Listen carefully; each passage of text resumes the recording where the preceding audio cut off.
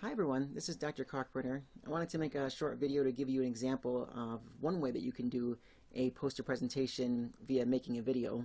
But first I want to just remind you where there's some resources that are available to you to help you create your poster. If you go to our Canvas homepage and click on the Modules tab, and it'll be down toward the bottom. It's the module here that says Poster Presentation Resources. And this first one, the overview of what the poster presentation should entail, this is the same PowerPoint that we reviewed during the first day of class. And I have also given you some examples of posters that I've done in the past, as well as some general poster templates that you can use. And the example I'm going to give you right now is going to be off of a PowerPoint, and this is the example I'm going to present. So you're able to look at it and use it as an example if you want to.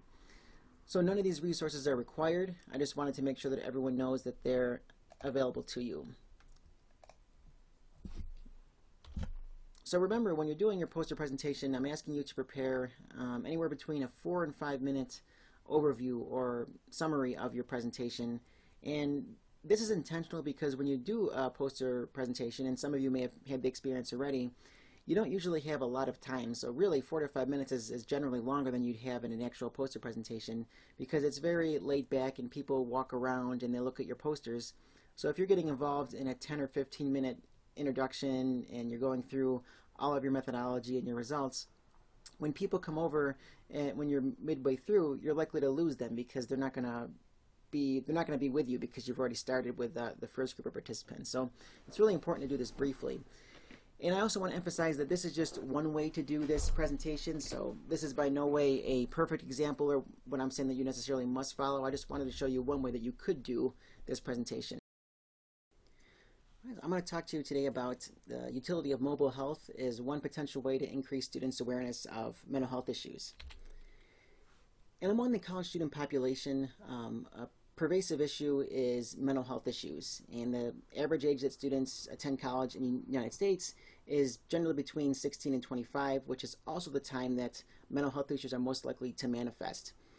And unfortunately, a large proportion of undergraduate students, anywhere between 30 and 50%, depending on the literature and the person that you read or the research you cite, are unaware of mental health support services that are available to them and aren't using these mental health support services. And a recent trend in college counseling is practitioners focus on providing systems level interventions. So trying to spread awareness on a large macro level to hopefully connect students to resources who might benefit from them. And mental health is a new intervention, at least in the counseling and psychology world, and it refers to delivering an intervention via mobile phone. And this originated in the nutrition literature for providing diet and other physical health interventions, but it also has utility for promoting mental health as well. And it might be particularly valuable for college students because the majority of college students have cell phones and they're on them regularly. So the aim of this study is I want to look at are there differences in students' mental health literacy or their awareness of warning signs and resources for mental health support between a group that receives information about mental health services via mobile health or via email. And the findings of the study have potential to advance future research and practice by providing college counselors with a new and innovative method, mobile health, as one way to distribute information and aid them in their large systems level interventions for increasing mental health awareness on college campuses.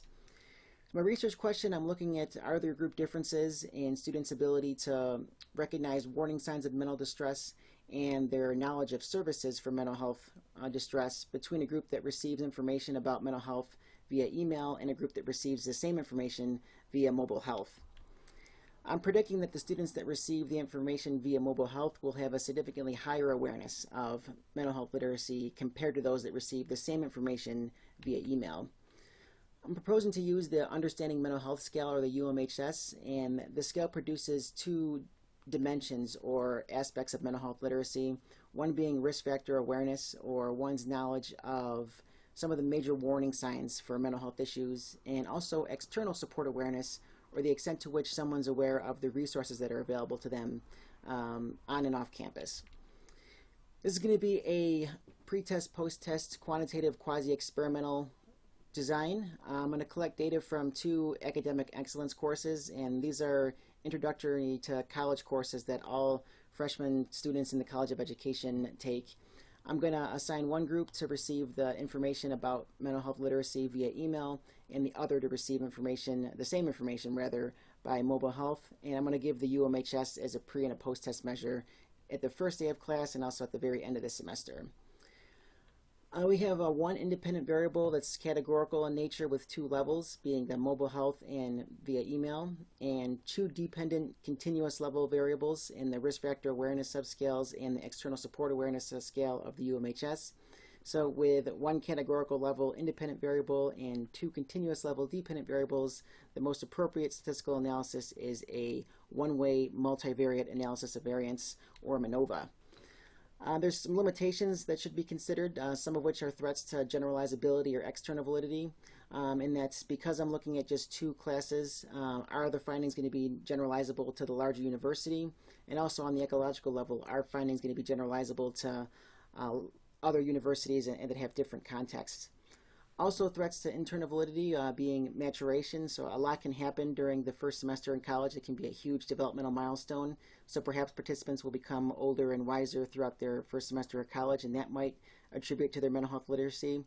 Also, testing and a risk for a carryover effect because I'm using the same measure at the pre and post test mark.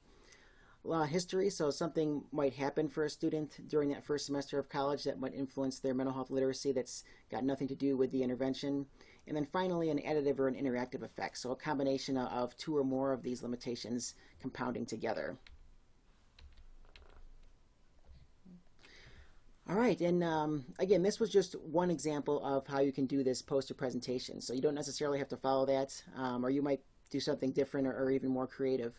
And please let me know if you have questions. I'm very available to meet with you. I'm happy to look at a draft of a video, or we can even talk on the phone or via Skype or Zoom about some ideas you may have. So I'm very available for support, and please let me know if you have questions. Thanks, everyone.